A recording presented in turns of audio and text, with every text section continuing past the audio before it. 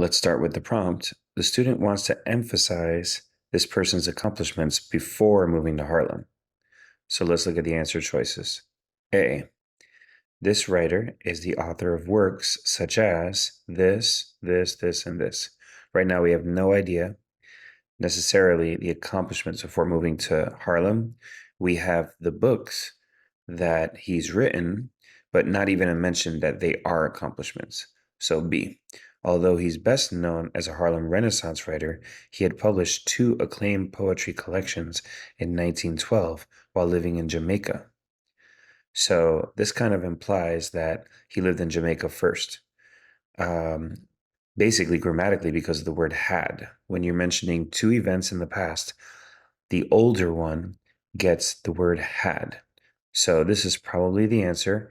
And it mentions that his poetry collections were acclaimed. So as opposed to just saying he wrote poetry, it was saying that they were well regarded, that they were an accomplishment. So we'll save B.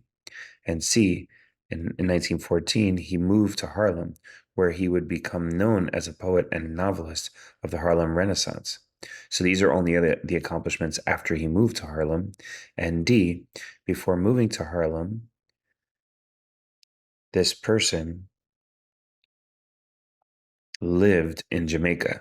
So we have the idea that he moved to Harlem, but before moving to Harlem, all he had was just the idea that he lived in Jamaica. There were no accomplishments. So which one emphasizes the accomplishments before moving to Harlem? The only one that it can be is B. Notice how on rhetorical synthesis questions, many times you don't need to look at the data.